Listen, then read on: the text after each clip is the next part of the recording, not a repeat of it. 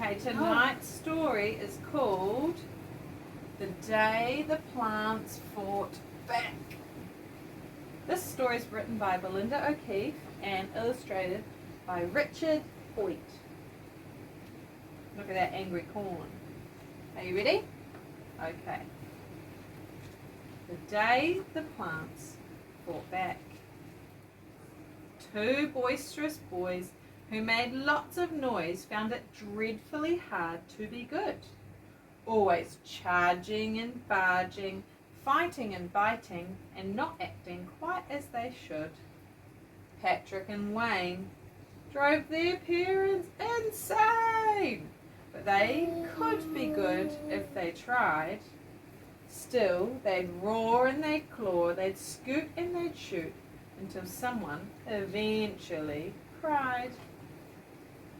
One wild day in the middle of May saw the end of these troublesome years, for something mysterious and rather hilarious brought both of these rascals to tears.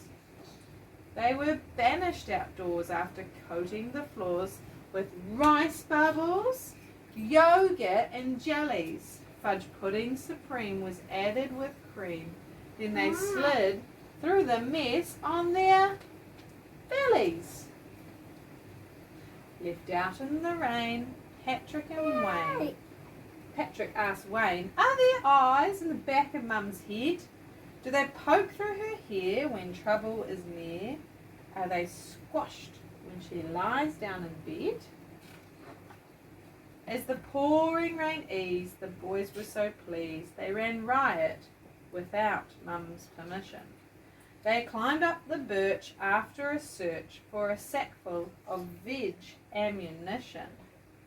They had carrots and beans and all sorts of greens, which they ripped from the garden with joy. 'Twas a frenzied attack to fill up their sack with cabbages, corn, and bok choy.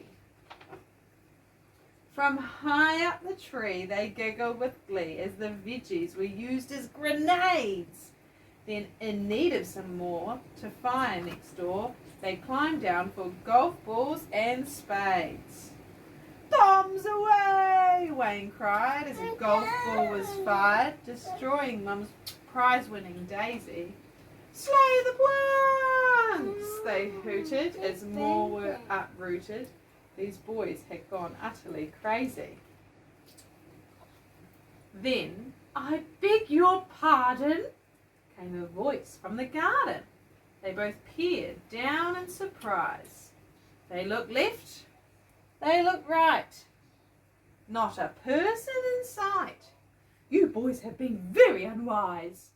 It was then that they saw, near the old greenhouse door, a scene that would make their blood freeze. For there, on the lawn, stood an army of corn, husks blowing about in the breeze. "We have ears, don't you know?" one called from below as the corn cob slowly crept closer. "You should be ashamed, for you've mauled and you've maimed what will now have to come from the grocer." "Let's get inside or find somewhere to hide," whispered Wayne as he shivered and shook. Was this horrible scene just a terrible dream, like something you'd read in a book? Upon their dismount they tried not to count the furious faces of corn. From the foot of the tree the boys could now see an escape route beyond the back lawn. The two little vandals kicked off their jandals and sprinted like never before, but in their hysteria tripped on the wisteria which was blocking their way to the door. It was far too late to make for the gate when they saw this plant too was alive. It was creeping and climbing around their legs, twining as they tried to escape down the drive. The tendrils were long and frightfully strong. The boys could not move an inch. They twisted and turned and wriggled and squirmed, and now it was starting to pinch. A wild face appeared with a green leafy beard as the vine creature started to roar. "This garden you've smashed, destroyed, wrecked and trashed, and now we hereby declare war!" With much jerking and jiggling, writhing and wriggling, the spade was at last within reach. Patrick clobbered and smacked and walloped and whacked till the vine let out a screech. As the plant lost its grip, they were able to slip and break free from its willowy arms. As quick as a flash, they made a mad dash before it could do them more harm. "Help, Mum!" they cried. "We can't get inside!" But Mum didn't answer their shrieks. The back door was locked and the garden path blocked by a mean gang of fleshy white leeks. There was nowhere to run. This was not at all fun when a shrub yelled, "Don't worry, we've got him!" It started to shoot its ripe crimson fruit. The target was poor Patrick's bottom. "We're sorry," yelled Wayne. "We won't do it again." The boys knew they were defeated. "Please tell us now, can we fix this somehow?" Then the plant life slowly retreated. All that remained was a cabbage they'd maimed, 2 onions, 4 parsnips, a swede, a long green cucumber roused from its slumber.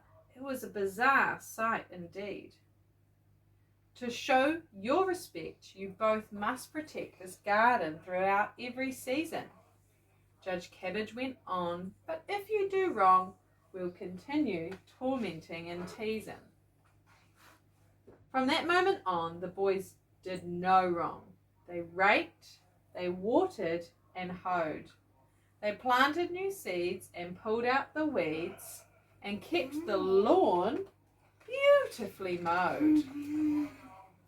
So, if you go out, don't holler and shout, for you might get a nasty surprise. Let the plants be or get ready to flee. Just remember, potatoes have eyes. The end. Thanks for joining us for our bedtime story.